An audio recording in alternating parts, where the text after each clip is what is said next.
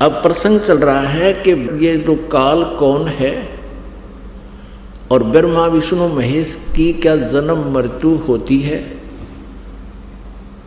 अब ब्रह्मा जी, श्री विष्णु जी, श्री शिव जी की जानकारी हमें उनकी जीवनी से हुई है और इन महापुरुषों की जीवनी कहाँ वर्णित है? पुराणों में। जितने भी पवित्र हिंदू धर्म के आचार्य गुरु हुए हैं वो यही कहते हैं कि शिव पुराण में ऐसा लिखा है, विष्णु पुराण में ऐसा लिखा है और ब्रह्मा पुराण में ऐसा लिखा है, श्री देवी पुराण में ऐसा लिखा है और श्रीमद् भगवद गीता में ऐसा लिखा है और पवित्र वेदों में ऐसा लिखा है। तो उनके इस वक्तव्य को हमने सच्चा माना क्योंकि ये संस्कृत जानते हैं, सभी सदग्रंथ संस्कृत में लिपिबद्ध है। तो भोले श्रद्धालुओं ने उन अज्ञानियों के वक्तव्यों को शास्त्र अनुकूल मानकर सिरोधार्य कर रखा है। अब परमेश्वर पूर्ण ब्रह्म कबीर देव जी सारी सृष्टि के रचनहार ने स्वयं आकर के इस काल के जाल का भांडा फोड़ किया। इसने जो जुल्म अत्याचार हमारे ऊपर कर रखे हैं उस परमेश्वर ने स्वयं आकर हमें बताया। 600 वर्ष पहले परमेश्वर कबीर देव जी ने यही ज्ञान दिया था जो आज पवित्र पुराणों में, पवित्र वेदों में, पवित्र श्रीमद् भगवद गीता जी में आज वर्णित पाया, उनके अंदर लिखा पाया। और उस समय के ये नकली गुरु आचार्य ये कहा करते थे कबीर जी तो जुलाहा है और शूद्र जाति से संबंध रखता है, इसको किसी ब्राह्मण ने शिक्षा नहीं दी, ये सदग्रंथों के बारे में क्या जाने, ये झूठ बोल रहा है। परमेश्वर 600 वर्ष पहले कहा करते थे कि ब्रह्मा विष्णु महेश जी ये नासवान हैं, इनकी जन्म मृत्यु होती है, ये अविनाशी नहीं है, ये कंप्लीट गॉड नहीं है, ये अखिल ब्रह्मांड के नायक नहीं है, ये पूर्ण परमात्मा नहीं है।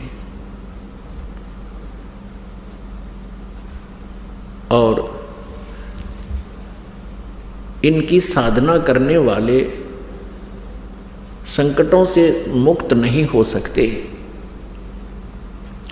तो उस समय इन परमात्मा के सतवचनों का इतना जोर शोर से विरोध किया, उन नकली गुरुओं ने जनता को भ्रमित कर दिया कि वह कबीर जुलाहा झूठा है, हमारे देवी देवताओं के बारे में ऊट पटांग बोलता है, उनका अपमान करता है। और परमेश्वर के पीछे हमें लगा दिया उन दुष्टों ने, हमें भी पाप का भागी बनाया और आप भी घोर पाप के भागी बने। वही ज्ञान जो 600 वर्ष पहले परमेश्वर कबीर देव जी ने बताया था, आज ये दास आपको परमेश्वर के ज्ञान को अपने सदग्रंथों से मेल करके रूबरू करा रहा है। और पुण्यात्मा जो अच्छी आत्मा है, बुद्धिमान है, वो तुरंत इसको समझ रहे हैं और इन नकली गुरुओं के जो है उद्देश्य से भी परिचित हो रहे हैं कि ये क्या चाहते हैं।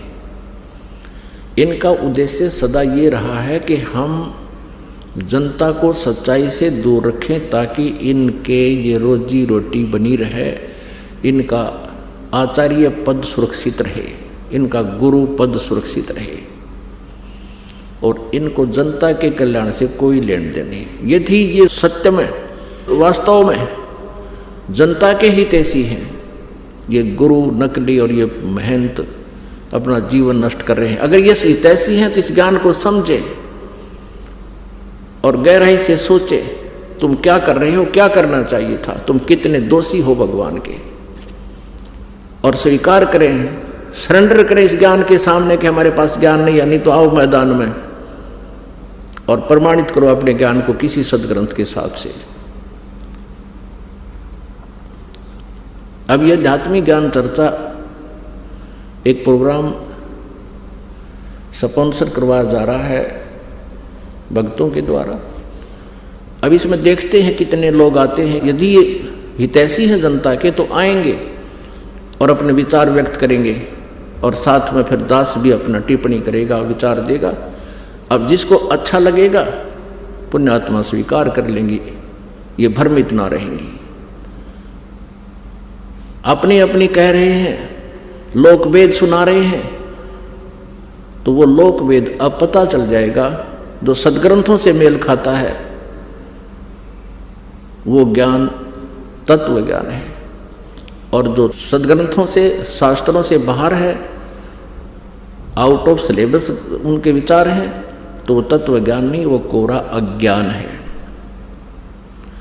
अब आपके समक्ष ये रूबरू करते हैं कि श्री ब्रह्मा जी, श्री विष्णु जी, श्री शिव जी नासवान हैं। इनकी जन्म मृत्यु होती है, इनके माता पिता हैं। ये देखिएगा श्रीमद देवी भागवत, गीता प्रेस गोरखपुर, और ये कहाँ से प्रकाशित है? संपादक हैं हनुमान प्रसाद पोदार, चिमनलाल गोस्वामी, गीता प्रेस गोरखपुर से प्रकाशित है। इसके तीसरे स्कंद में प्रश्न नंबर 123 पर भगवान विष्णु जी स्वयं स्वीकार कर रहे हैं। विष्णु जी कहो तो श्री कृष्ण जी कहो, तुम शुद्ध स्वरूपा हो, यह सारा संसार तुम ही से उद्भासित हो रहा है। अपनी माता दुर्गा की स्तुति करते हुए श्री विष्णु जी बोल रहे हैं, मैं ब्रह्मा और शंकर हम सभी तुम्हारी कृपा से विद्यमान हैं। हमारा आविर्भाव माने जन्म और तिरोभाव माने मृत्यु हुआ करता है। हमारा तो जन्म और मृत्यु होता है, केवल तुम ही नित्य हो, जगत जननी हो, प्रकृति और सनातनी देवी हो। भगवान शंकर बोले, देवी यदि महाभाग विष्णु तुम्ही से प्रकट हुए हैं, यानी तो आपसे जन्म हुआ है, तो उनके बाद उत्पन्न होने वाले ब्रह्मा भी तुम्हारे ही बालक हुए।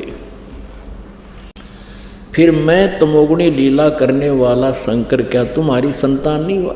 अर्थात मुझे भी उत्पन्न करने वाली, जन्म देने वाली तुम ही हो शिवे।